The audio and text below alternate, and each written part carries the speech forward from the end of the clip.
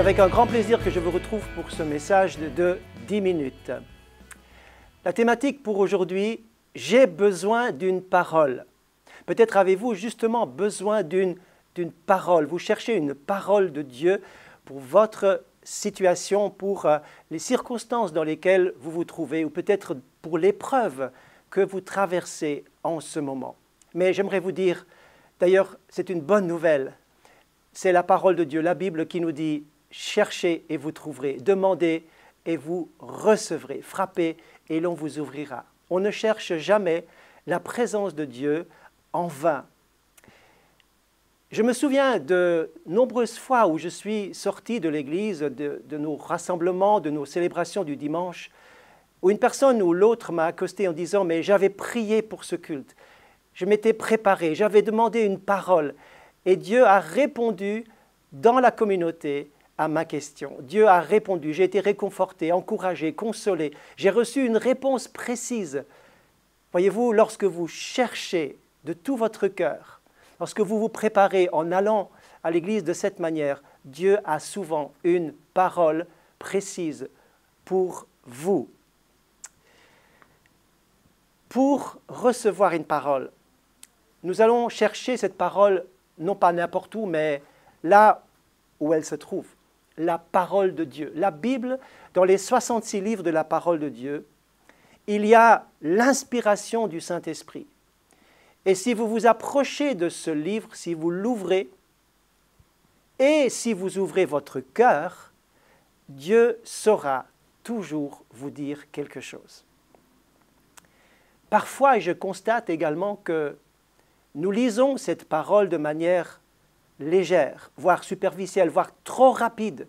Nous ne nous attardons pas, alors que la Bible dit, eh bien, si tu veux réussir dans ta vie, il faut que tu la médites jour et nuit.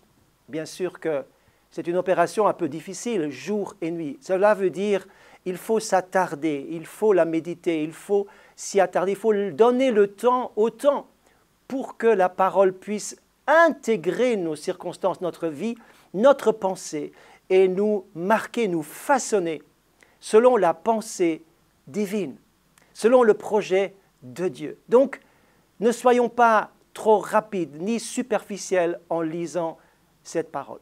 Je connais des personnes qui désirent rapidement recevoir quelque chose. C'est urgent, c'est toujours urgent. Et ils disent, mais je vais aller trouver un prophète.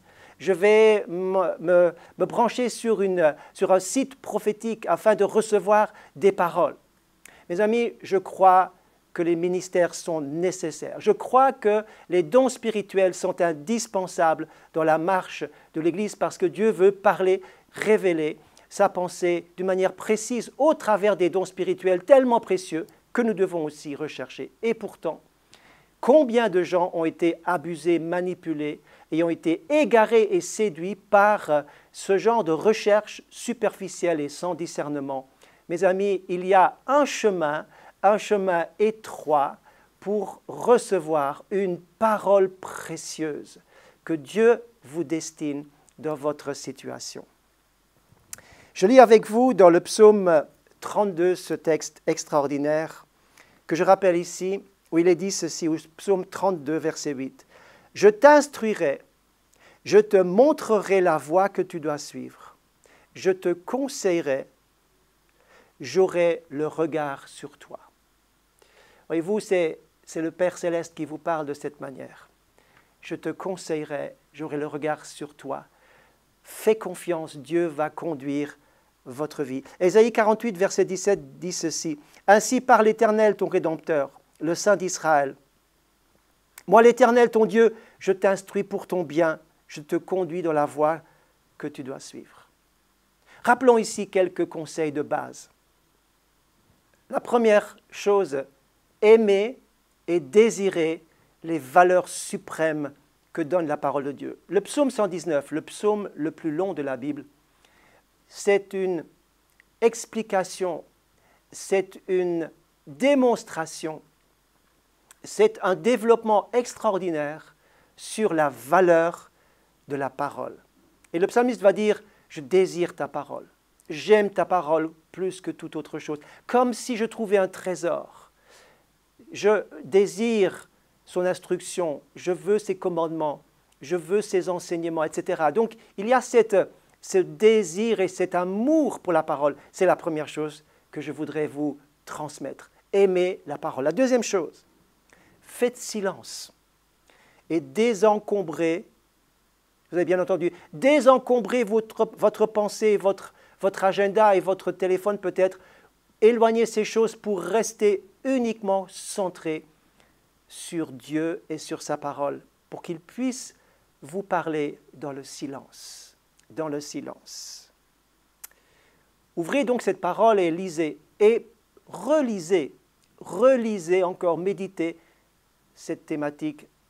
Lisez d'une manière systématique et relisez encore tranquillement afin que la parole puisse vous pénétrer et vous toucher au plus profond de vous-même. Ensuite, notez ce qui vous a touché. J'ai ici apporté un de mes cahiers. Vous avez vu le numéro 61, j'en ai bien plus que cela, j'en ai pratiquement 80 maintenant. J'ai toujours noté dans les mêmes formats de cahiers toutes les pensées, les messages, les pensées personnelles, les sujets de prière, les sujets de reconnaissance. C'est tout ce que j'ai noté pour ne pas laisser tomber aucune parole par terre, simplement pour prendre au sérieux ce que Dieu voulait me dire. Bien sûr, je ne peux pas retenir tout cela en même temps, mais cela se fixe lorsque je note les choses de cette manière. Bien sûr, c'est mon procédé. Maintenant, il y a une chose importante. Ce que vous avez compris, il n'est pas nécessaire de tout comprendre pour recevoir une parole. Mais ce que vous comprenez, mettez-le en pratique. Je connais des personnes qui ne viennent pas à l'église, voyez-vous. Pourquoi? Parce qu'ils savent que Dieu va leur parler.